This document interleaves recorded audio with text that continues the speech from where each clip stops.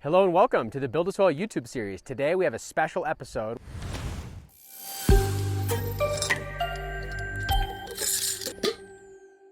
Today we're visiting Farmer Kurt, aka Kid.Kaya, and he's out here in the North Fork Valley, Paonia. Beautiful. So we wanted to use the mountain as a backdrop. A lot started here for BuildASoil. So not only has this valley been very special to people that are into the natural, organic way of farming, it's very much the way to do things out here. There's almost no other way. And so because of that, a lot of people that have a similar mindset will originate from here. And if you know, we've carried Rootwise for a while. His farm was just over the hill before he left. Elk Valley Heirlooms comes from this area. Elk Valley's right over the hill. So a lot here. We plan on doing more of this stuff. So if you like it, give us a thumbs up, subscribe, tell your friends, comment in here about what you'd like to see. It's new for us. So today we're gonna try something. We're just gonna go visit the greenhouse, walk in, say what's up to Kurt, go from there and let him just kind of share his story. All right, come on in. Good to see you, man. Yeah, you too. This looks beautiful. Thank you. Let me show you around. Man, this is really cool. So what am I looking at here? I see these ribbons, and I'm guessing this has something to do with breeding? Yes. Everything that's tagged with a pink ribbon has been pollinated. I'm working with a new strain called, it doesn't have a name yet, actually. It's the Hemi crossed with the white rosé. Cool. And so, yeah, been working a few of these branches. I love it. I like that it doesn't have a name yet. Yeah. A lot of times it's kind of like, what should it be named instead of making up the name first, which, you know, there's two ways of doing it. So one of the things that I've noticed about the genetics that I've run of yours is that they have a lot of like a lot of flavor to it. And there's also kind of this similar platinum like coating on it all. I'd imagine it's based on your parents, but what are you, like, is there certain terps that you're looking for, or what kind of calls you when you're doing your breeding a little bit? Oh, I think structure. Structure, really? And okay. effect. Yeah. I really like, I guess it's more of a, I don't know if you'd call it a new school kind of bud morphology, less leafy, more dense, higher calyx to leaf ratio. I don't like trimming. That's probably my number one thing. Obviously, effect is a big thing. That's probably number one. Yeah. So with that, you get a lot of the frost. Well, yeah, and I'm sure that obviously with effect, the terpenes come through in that entourage, but every pack that I've run of yours has been really loud, and every single seed. And so I expected to see this when I came in here, but this is beautiful. What are we looking at? What size container is this? These are roughly 200 gallon, 1 foot deep, 6 foot across. They're just sitting on top of this pad. We've got all the cover crop from the 12 seed cover crop. It's getting later in the season, and so it's been going to seed. This is buckwheat right here. You can see as it goes to seed what the buckwheat looks like. And there's many, we can talk cover crop all day long, but this is being utilized as more of like a living mulch. And I can tell it's even cooler in this area than the rest of the greenhouse. We noticed that in our family farms one. But here I see this is homemade. It looks similar to like the Rootwise style. What is this, landscape fabric and wire?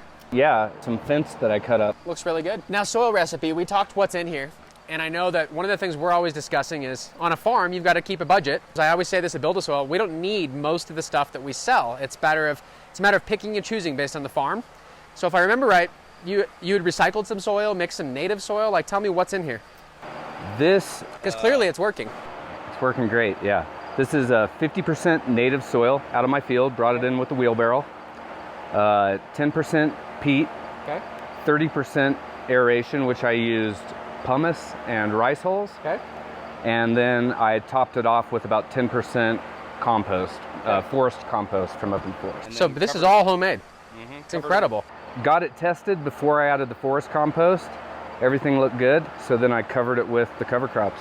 Okay. Yeah.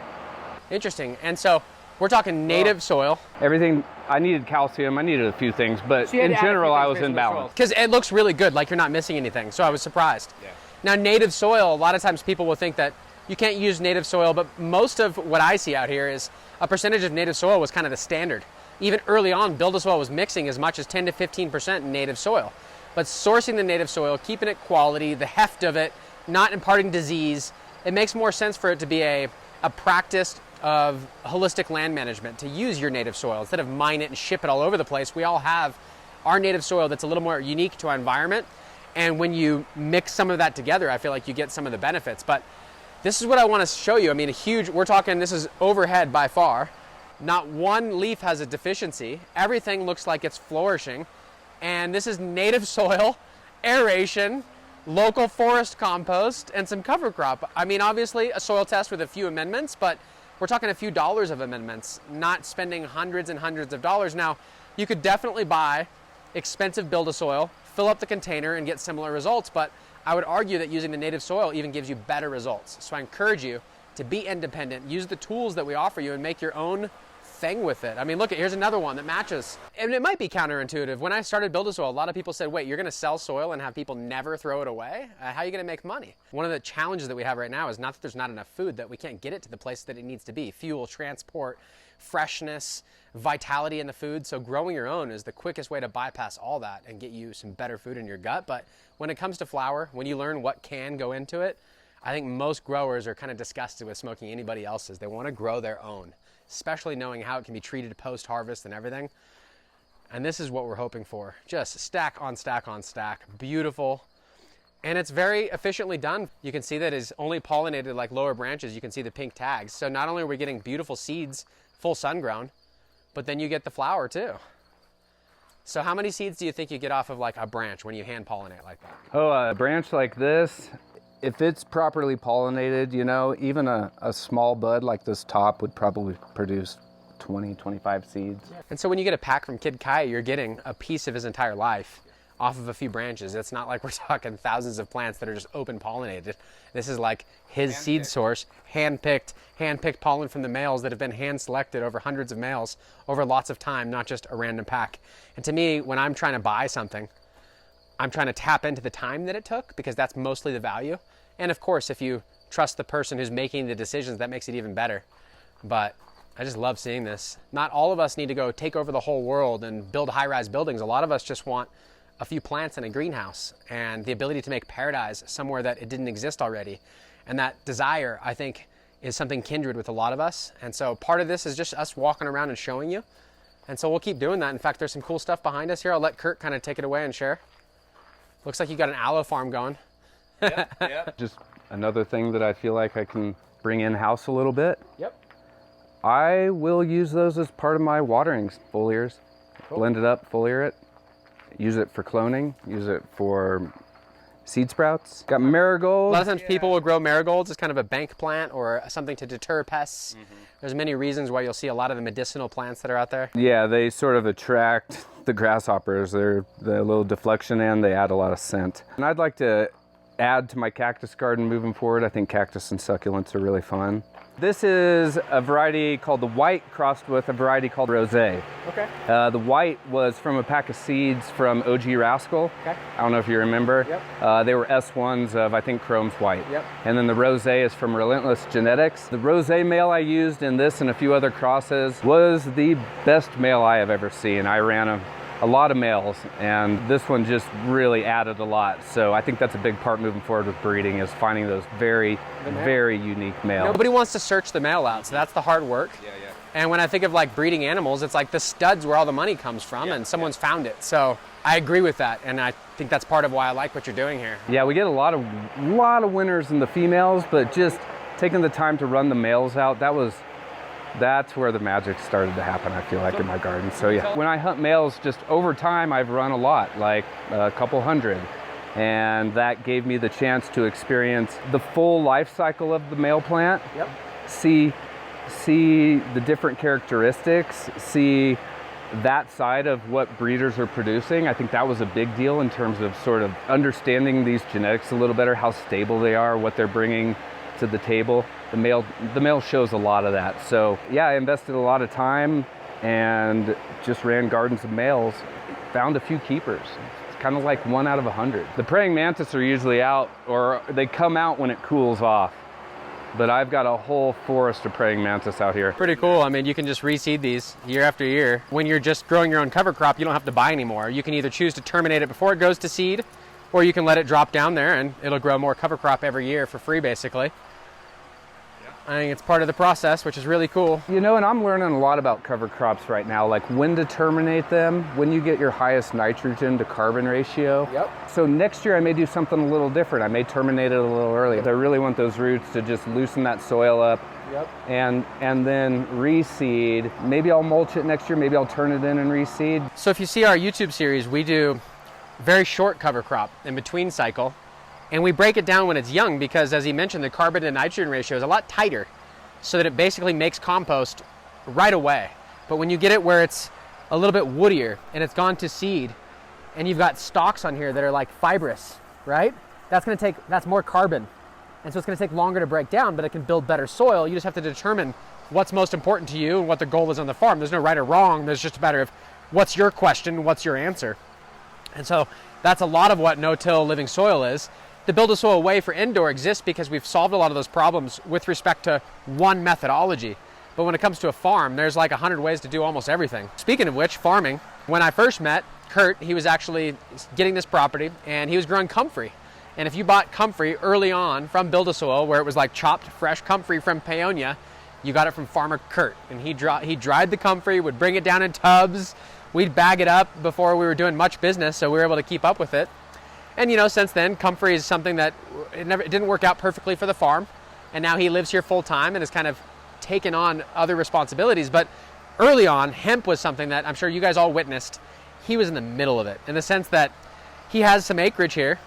And the question was, am I going to miss out? Is it sustainable? Do I want to do the plastic? Do I want to do no-till? And he's gone through a lot of those questions and been able to drive home, I think, the answers. And that's part of why we get along. He's really living it at a larger scale. It's really neat, and it all starts with the soil. And like a big change in my life related to the plants and a big experience I had in gardening was that sort of recognition of the soil health and how that relates to my biome and to my body. And like when I started drawing those parallels, that's when like I get goosebumps. It's like that's when things start jamming. I'm firing on every cylinder, you know what I mean? I hit my soil with a root-wise or with a T. It's firing on every cylinder, and that just opens up the doors to sort of, okay, now we've got a relationship going on. I'm feeding the soil, I can see what's happening in the plant. I can start to proactively encourage the plant to do things in a very organic way, and that's what it's about. I agree. So much of it is like, it's already can do most of it, where a lot of people feel like you just have to feed everything. And when you see what it can do fully on its own, and now you're just stewarding it to avoid like the lack of like, you know, calcium, a few things, but once it's there, it like can really dictate its own life. Well, I noticed that you had a tea brewing setup. You had some ferments. Let's kind of meander over and talk about it, because I think a lot of people picture all the products BuildASoil sells and thinks you have to have all these different things. Where realistically, we started this, when I started BuildASoil, it was like some worm casting, some soil, and good genetics. Good genetics, that's number one. That's the most important thing. But I was joking with him, thinking, man, I wish we could send a pack of seeds to every single one of our Patreon members. And then I was thinking like, well, we almost have 1,000 people already, and that's like thousands of seeds, there's no way. And he started thinking, you know, I did do a big seed run of stuff that we could potentially package up together, so I'm not gonna say he's gonna do it. But he's alluded to the fact that it might be a possibility for our Patreon members to come up with something where everybody got a pack or something like that. I'm not going to make promises, but I like the idea of that. And part of why we wanted to create this community is to share within each other, not just to create another sales channel. So if it's a possibility, then I definitely want to step up on the sharing and see if we can't do a group project together. So if we all grew the same genetics one run, that might be kind of fun. So no promises, something to think about. So share with me what we've got here. Okay, so this is my, I guess you'd call it my ferment station, my tea station. I'm in my bloom phase right now. Back in the early part of the season for veg, I had 3 of these barrels filled with nettle. Jadam farming teaches this most, he's not calling it that, just because there's so many people that do these things. It doesn't have to have a word, but Jadam is from the books. There's Korean natural farming, Master Cho. And a lot of times you'll see brown sugar and plant matter equal in weight. And so Cho's son was like, why are we importing all the sugar we don't grow here? Does this make sense from an energy perspective? Sugar's like it's the purest energy. It's a lot. And so do we really need that? And the alternative was to do on-site native plants and spring water and let them liberate the nutrients and do their own thing. So so I did nettle and alfalfa for veg, and now I'm in Comfrey. This is the barrel, it's almost empty. Nettle is super important. Comfrey obviously has a lot of benefits to it. Alfalfa that he mentioned. Each plant you could spend a lot of time researching all the benefits. Oh man, that's amazing. Look at the lacto on top. It smells like funk, but it actually doesn't smell as bad as I thought. And so just like at home, the ferments create this like pellicle layer on there where it protects it from the air that's in this barrel. And when it self-conserves, it's able to do its anaerobic job underneath. You take this stinky liquid and you apply it, and you get really good results. Yep, and this year I tried to take all of the ferments for flowering when the plants were flowering. Yes, so you have flowering plants for flowering. And a lot of times people are like, well, how do I know what to use and when? The idea with nature is if you ferment roots, it's good for rooting. If you ferment green, it's good for green growth. If you ferment flowers, it's better for flowering. It's not exactly that simple, but it kind of is. So this is mint, lemon balm, and basil. Wow, that smells better than I thought. Right? There's so much oil on the mint, you could see a sheen. Okay. Yeah, you could see a sheen on it when I first made it. So, but I spray all water with this, and bugs exit the area. So one of the things Clackamas Coot taught us a long time ago was that plants from the mint family have a lot of beneficial compounds. Plants that I didn't know were part of the mint family are in the mint family, and they're really good at growing too. If you've ever grown mint, it takes over everything. So you want to choose plants that you're going to have lots of biomass to harvest from. That's part of the choice as well. So if you don't want to have one of these barrels on your property and you don't have a whole bunch of biomass to go harvest and ferment on your own, we have producers that make these ferments. You can get from fermented plant extracts, from growing organic, and a lot of our customers will buy a little bit of that, use it, see the benefit, and they'll start learning how to make their own. So a lot of our education is supposed to be a gateway into something that you might try on your own. There's probably 20 different rabbit holes people go down, from biochar and ferments and making your own compost. And usually not every farmer has the time to do all of them. So we share between each other. Somebody's really good at ferments, another guy's got a great worm farm, you barter. And then of course, if it's a business like mine, we sell it all and we hope that there's some reciprocity there. So I love seeing it. I can smell that alfalfa when you popped it. Yeah, it's pretty. That one's loud. It's loud. It's unbelievable the different terps that are coming off of there. You just think it all be gross as gross. That smells like a horse barn. That's insane, where the mint smells minty. So then, yeah, I use my brewers, which mixers. Yes. They are the vortex. I'm about the biodynamic thing. But just that alone, he mentioned vortex and he kind of hesitated. You can look up vortex math. Vortex as far as rotation from biodynamic or male or female energy, chaos in between them all. An entire workshop can be done just on spinning water. And it sounds insane, but I know that you guys know that there's these rabbit holes you go down and they connect to deeper parts of our universe. And it starts to create more questions than answers. And that's part of the beauty in all this. But I recognize that someone has a vortex brewer, whether they believe that the vortex is causing a difference in energy, vitality like a stream would from just motion, or whether they just go, look at, I want the best regardless. I like seeing that because someone's usually stepping up when they're just, instead of a bucket, they've got the whole vortex brewer. So it's the best mixer. Mixes through moving air rather than through a pump. Are you familiar with how these work? So this is a Venturi style. This set of tubing that's hooked up to the air compressor back there. Yep. It comes over and it taps in to the top. Each of these tubes goes about 3/4 of the way down this. And so it's pushing air down there, which pushes water up, which puts it down and creates the perpetual motion. So when Tim Wilson was teaching about compost tea brewing, and you have Elaine Ingham who does all these different workshops, one of the things that you hear is there has to be a certain dissolved oxygen level or the tea won't brew or the vitality won't be there. And it's because a lot of our things that we're doing is aerobic. This is anaerobic. Some people will say this doesn't work, but it clearly does. And so sometimes seeing those different answers is what causes more questions. However, the airlift style injects more dissolved oxygen than almost any other method for the effort, because to be lifted, it's literally infused in the air like that as it goes up. That airlift puts so much water compared to a little air stone in the bottom of a bucket. And it never gets clogged. Never gets clogged ever, yeah, and it's easier to clean. And so the number one, as I've used these, the number one reason I use it, best mixer I could find, and the air. And the air. I'm a big believer in aerated water. Yep. We're over here, we're talking about air. And I know that on his acreage, he's tried a few different methods. And I even saw one recently posted on the Soil Doctor, who we've talked about in the past. And I saw some roots, and one was a lot larger than the other. It was like root biomass after you pulled the plants from the field. Probably hemp plants, I'm thinking. Yep, 2 different zones. And so you've been experimenting with injecting air into the water as it goes to your drip lines, correct? Using a Venturi, pulling air in. The idea that, again playing off of this, yes, where the number one thing I've seen, if you gave me one thing in growing give me good water, good aerated water. That's it. You know what I mean? I'll take that over everything else. I've seen what that does time and time again just in soil. Thinking about doing it in my field and how it might help to improve soil structure, how, you know, because I've got really dense, heavy soil, how it might help to improve the root growth, and just sort of mimicking what I've done on a small scale. So found a very inexpensive way through this company Mazzi to inject air specifically to each zone. And I did that through a very lightly buried drip tape. Yep. And you saw clear benefits from it, not just like well, I felt like it worked better. Major benefits, yeah. And not only were the root masses larger in general in the zone that got the air, but the feeder roots, or those fine hairs coming off, had absolutely wrapped the drip tape. They had just, that's awesome. I mean, it couldn't pull it out of the soil, but it was truly just a nest, whereas the others didn't have near that development. How do you think the home grower can benefit from what you learned there?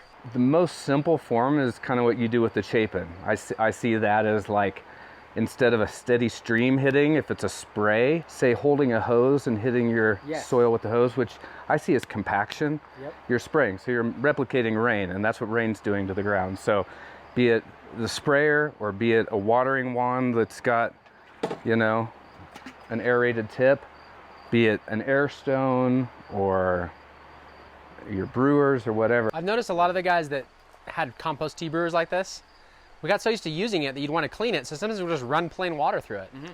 And the other thing was, in the beginning, we were all scared that like chlorine was literally going to kill all our microbes. We've since learned these soil systems are pretty resilient. They probably kill the chlorine more than anything, but we were so scared. So we would literally aerate the water before we used it. Like, bubble your water for 24 hours or don't use the water.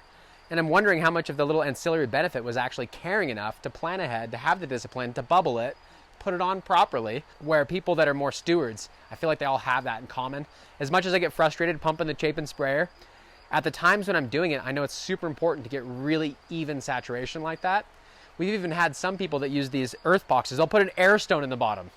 My fear is that if the air stone shuts off, the plant's kind of dependent on it, so I'd rather just use good water, but there's a whole theme there that we could talk about, just in kind of trusting your gut and understanding the nuance of nature and what produces better results. And air is definitely one of those components.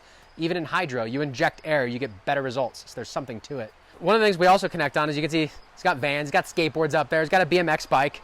We're kind of big kids in the sense that we do stuff that is passion. When I first started skateboarding, to land a kickflip was like thousands of tries because my legs were weak, didn't have much coordination. But then you stick it, you've unlocked it. And they call that like, oh, so-and-so unlocked the 1080. So-and-so unlocked the triple backflip. Like, it's unlocking it because we're tapping into the ether of what we know is community knowledge and saying, it just went a step further. We all should be able to do that now and copy it. And this community does that, where we're all all doing different things, but we do similar things because those have been unlocked already. And we know that's part of the way, you know? Yeah. That's what I love about this community. It's like everybody's in it, everybody's sharing, and everybody's rising up together, you know? Yeah. It's like, it's a big part of why I'm doing what I do. Yep. It's pretty cool that we can share that. So we're growing the Levant in the 10x10, produced by Kid.Kaya, which was not part of our plan. All of this is just serendipity at its finest. He was already doing this. We were talking about it when he'd stop by the shop.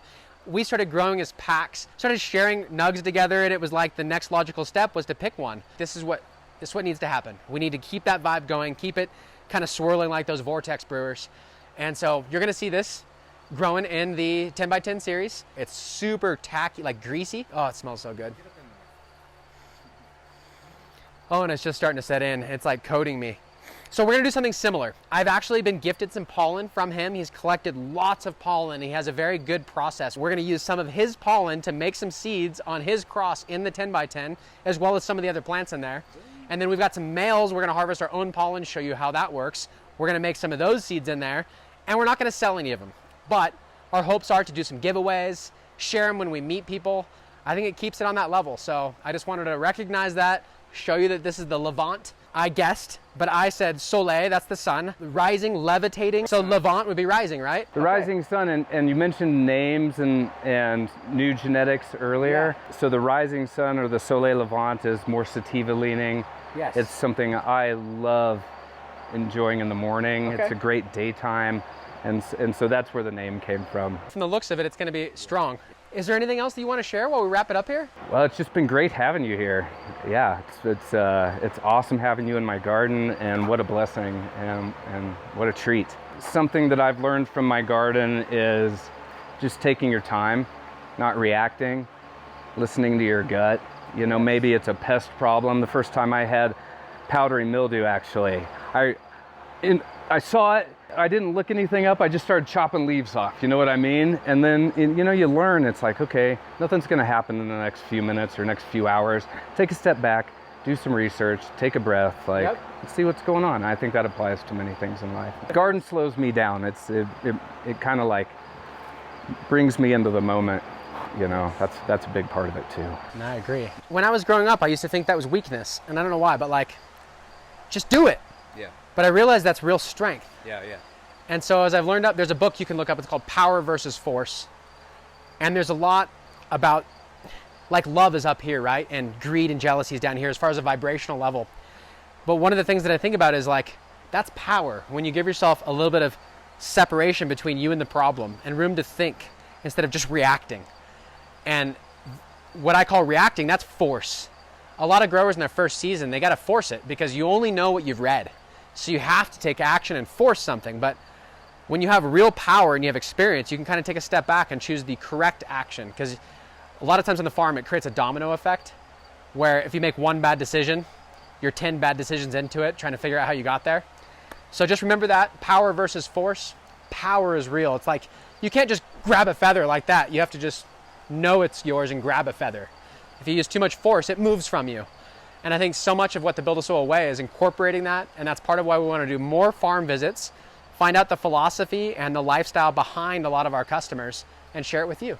So if you like this, if you want to see more tours like this, bigger farms, smaller farms, and everything in between, put some comments in here. Ask some questions to Kurt directly. I'm not promising he'll get in there and answer them, but he cares. This is his heart. So I think he'll probably get in there and answer a few things.